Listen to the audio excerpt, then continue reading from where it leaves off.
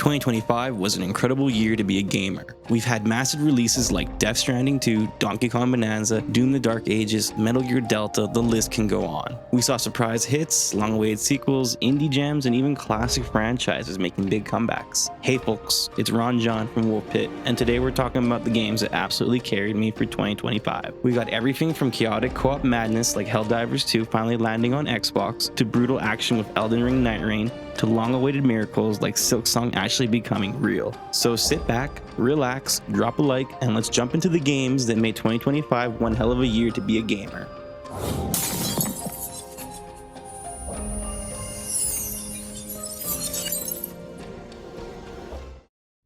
First up, we got Helldivers 2, a game that technically dropped in 2024 on PS5 and PC, but for Xbox players, it didn't really exist until September 2025. For months, Xbox gamers had to sit in the corner like the kid who didn't get invited to the party, watching everyone else nuke robots, bugs, and whatever biological horrors Super Earth deemed undemocratic. Finally, with the blessing of both Microsoft and Sony, Arrowhead brought Helldivers 2 to Xbox, and the moment it landed, the floodgates opened, especially with the ODST Warbomb releasing around the same time, which basically was a giant neon sign saying, "Hey Xbox players, this is your moment."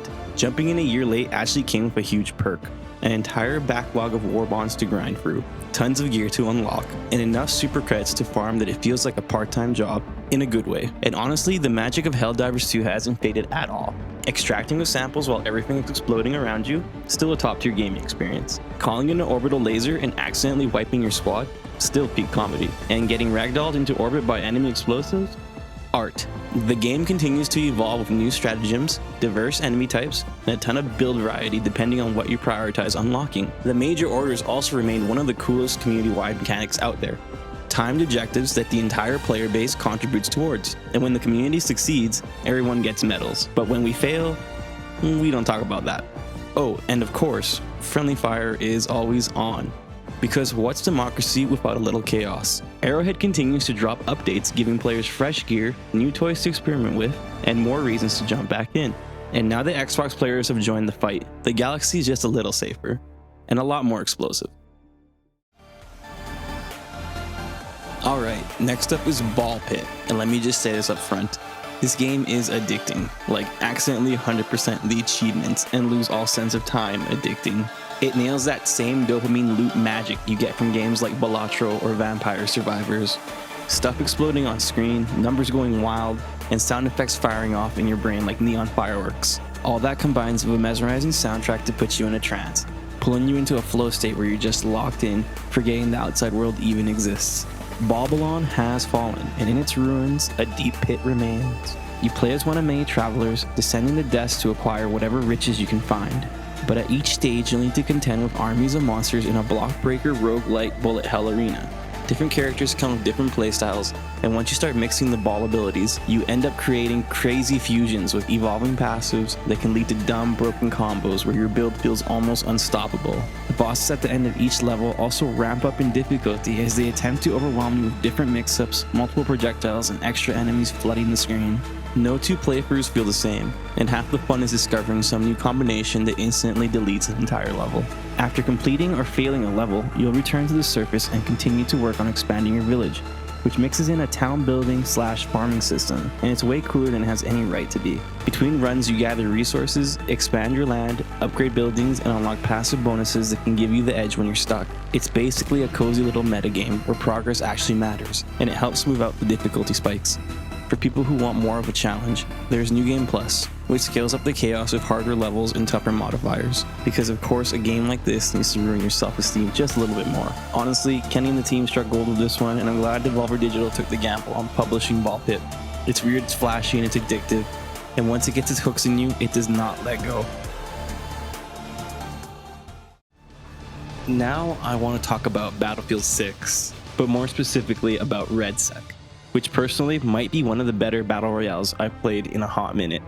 Battlefield Studios revamped their original Firestorm idea and transformed it into REDSEC, a BR that innovates on its core elements but maintains Battlefield's signature gameplay and military shooter DNA. You fight to the death to be the last team standing as the encroaching Firestorm pushes everyone to the final circle. This includes the standard gameplay of limited respawns, custom loadouts, and RNG zones that create wild engagements leading up to the endgame. The map looks incredible right out the gate. A massive metropolis slowly burning, collapsing, and crumbling as artillery and airstrikes tear the environment apart. The 4 classes, the Assault, Engineer, Support, and Recon, have their own defining perks, weapon preferences, and unique abilities that give every squad a variety of tools to use at their disposal. This can range from a quick defib, an assault ladder, or even a recon drone, just to name a few. While customizing weapons, you can unlock upgrades for them and save them to your favorites so you can hopefully find them in a custom weapon drop. Small side objectives are spread around the map, enticing players to complete missions for different rewards. You can also grab high-tier weapons, upgrade them mid-match, or even snag keycards to access a tank. And if you're feeling spicy, call in an airstrike to really ruin someone's day.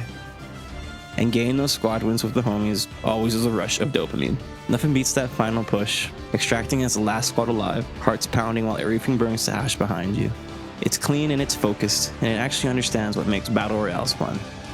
The Battlefield franchise may have jumped into the BR scene a little late, but RedSec proves they still know how to deliver big, chaotic, cinematic multiplayer action.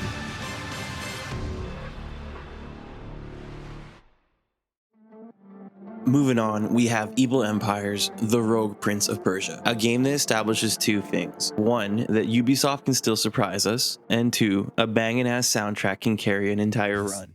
Seriously, every level has its own musical identity, and many tracks come with remixes that kick in depending on the action. The composer, Asadi, absolutely cooked here, and I swear he might just be the real Prince of Persia.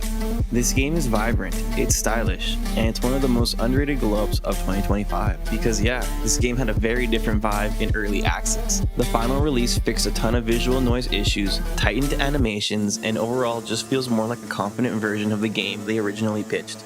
Gameplay-wise, it's a roguelike, so every run is a fresh roll of the dice. You choose your path depending on how invested you are in saving the prince's family, and the choices actually matter. One run you're sprinting for rooftops, the next you're fighting off corrupted monstrosities underground. And thanks to the randomization and branching routes, no 2 runs feel the same. Parkour is the beating heart of this game. Using wall runs, vaults, flips, and slides gives you passive buffs that tie into your build. Combine that with medallions and weapon perks and suddenly you're a god tier killing machine. Or a glass cannon that evaporates when someone sneezes on you. Bosses are where this system shines. Some bosses become absolute nightmares if your build is wrong. But if your abilities line up, you melt them in seconds. It's that classic roguelike puzzle of, is this boss actually hard, or did I just forget to bring the right toys?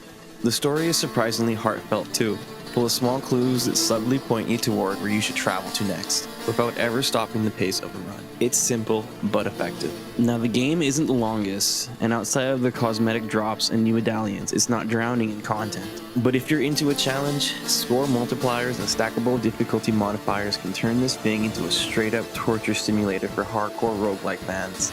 Or you can just keep it simple and attempt to reach the true end. The Rogue Prince of Persia wasn't the biggest release of 2025, but stylistically, musically, and mechanically, it was one of the most fun experiences I had. I highly recommend checking it out.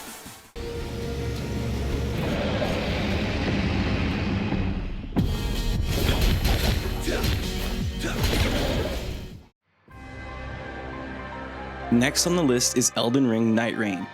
And let me be honest here, I am not a Souls veteran.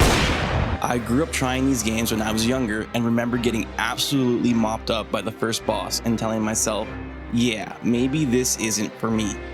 Even recently, the closest thing I played was another Crab's Treasure, which, let's be real, doesn't fully count. Then my pal convinced me to try Nightreign with his big selling point, bro, it's multiplayer. If you suck, we'll carry you. And you know what? He wasn't wrong. I did suck, but yet I found myself coming back for more and more. I was progressively getting better, and suddenly I was hooked. Nightreign is such a strange and brilliant twist on the classic formula. It's like a PvE battle royale, mix of roguelike progression wrapped inside that signature FromSoft combat sauce. Runs are randomized and each attempt plays out over 3 days. You'll need to explore, fight beasts and mini-bosses, gather weapons, and avoid the creeping night tide that pushes you toward an epic showdown each night. Eventually, you'll come face to face with the Night Lord, the ultimate boss and your final test. Depending on your class, relics, runes, and the ridiculous arsenal you collect along the way, your character can turn into a straight-up demigod. A legend. The kind of warrior bards would write songs about. And if you don't become a god, well hey, that's what teammates are for. They'll scrape your anime protagonist wannabe butt off the ground and help you finish the job. Bosses also have harder Everdark variants for anyone who hates themselves enough to learn every frame, every swing, and every pixel of each attack, from the opening roar to the final slap. Nightreign proves once again why FromSoft remain the masters of their craft. They didn't just repeat Elden Ring's formula, they twisted it into something fresh, chaotic, addictive, and genuinely exciting, even for someone who doesn't consider themselves a Souls fan. It's an unexpected dark horse for myself, and I'm finally glad I understand what the hype is about. I really hope that continued support can give the game a healthy lifespan. This is the one that finally got me, and I'm excited to try more Souls-likes in the near future. Now we're getting into Expedition 33, my personal game of the year. It grabbed my attention back when Xbox showed a trailer in their showcase. It was just a snippet, a brief look at this strange, beautiful world Sandfall Entertainment was building, enough to pique my curiosity. Then a close friend of mine told me that this is the most Final Fantasy game he's ever played in years, and it's not even made by Square Enix. So I jumped in on Game Pass the next day and instantly understood what he meant. Structurally, Expedition 33 is tight. I've got no issue with turn-based combat, but a lot of RPGs can make the game feel like homework sometimes. Not here. Everything felt intentional, from the pacing to the party progression to the side content. If you're the curious type who likes poking around dangerous corners, you'll find endgame level zones and bosses waiting to snap you in half. The combat is also elevated by cinematic action with flashy abilities that look pulled out of an anime. The stakes rise, the music swells, and just when you think you've seen the coolest move in the game, something even crazier happens. Implementing a parry system in a turn-based RPG sounds really minor, but it changes everything. One minute you're dodging a simple sword swing, and the next you're trying to parry a 20-hit death combo from a colossal boss. New attack patterns will keep you on your toes, dodging and parrying, learning how to survive all the way up to the endgame content and DLC. This game has heart, real emotional weight that hits you if you ever dealt with loss, grief, or that feeling of carrying something behind your smile. The legendary soundtrack by Lorient to Start amplifies those emotions by being handcrafted to fit the situation and hit you right in the soul. Expedition 33 made me laugh, made me lock in, and honestly made me tear up. It hit me in the same places games like Kingdom Hearts and Cyberpunk 2077 did, just pure emotional impact wrapped in an unforgettable journey. Sandfall Entertainment came out swinging with this one, and I'm very excited to see where the studio, and hopefully this franchise, go from here, for those who come after. Right? Next up is Arc Raiders, a game I sunk way more hours into than I expected. It has earned its place here by being one of the most surprisingly fun extraction shooters to drop in years. I was a little hesitant at first. Extraction shooters usually attract some interesting players, the kind of people who camp your extraction just to steal your loot and laugh while doing it. And the idea of using gear knowing you might lose it all in one bad encounter, it sounds stressful. But once I accepted that all loot is basically on loan, the game stopped being stressful and started being thrilling. Using rare modified guns, popping high tier consumables, and risking everything became addictive in that one more run kind of way. Playing solo was a wild, painful, but also exciting experience, sometimes rewarding me with a wholesome run-in with another raider, or utter betrayal. One minute you're teaming up with a stranger to clear a swarm of Ark, splitting loot like civilized survivors. The next minute, you're getting shot in the back by someone extraction camping behind a tree like a diet version of Big Boss. The highs are high, the lows are low, and the freedom to decide where to help or destroy other players gives every encounter this sense of urgency, with your actions deciding if you live or die. And yeah, sometimes it's fun to let the intrusive bots win and cause absolute chaos. But some of the best moments happen when you're bleeding out, surrounded, with your raid on the brink of being completely scuffed, when suddenly some random hero, John Raider himself, pulls out a defib and brings you back to life. Those moments keep you coming back.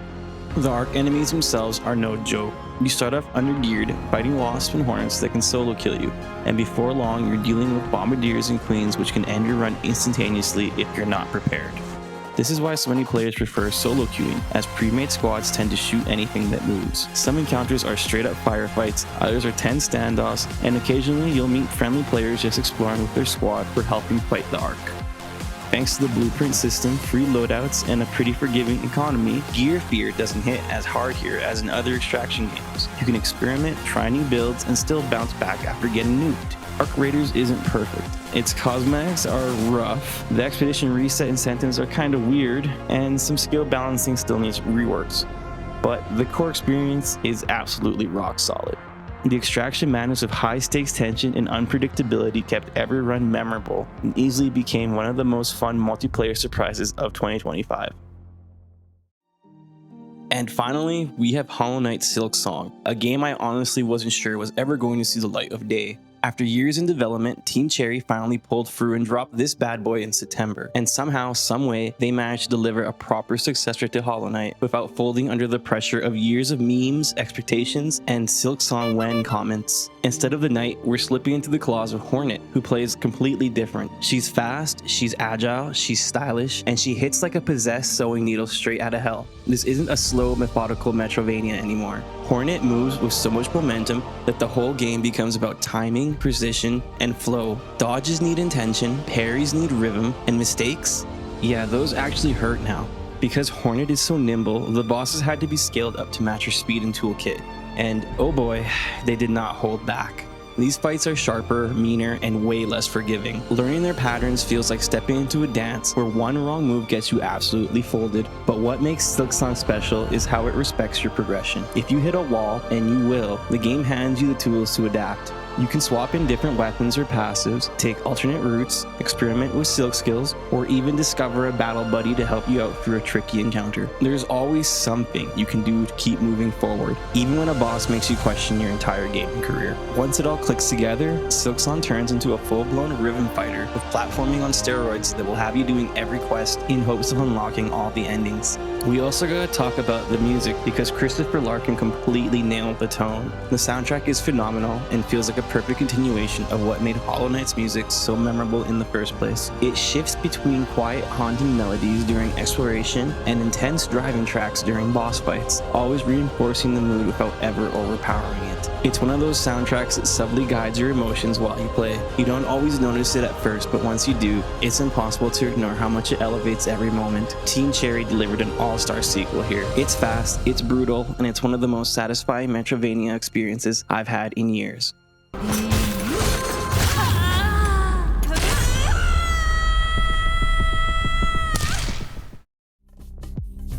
And that's going to wrap up my list on the best games I played in 2025. Some new releases, some surprise hits, and a couple games that completely blindsided me with how good they were.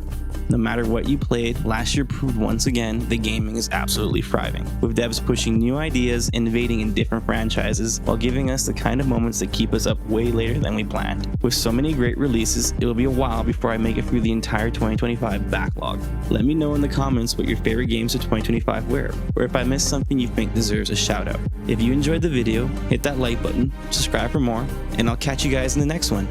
Cheers!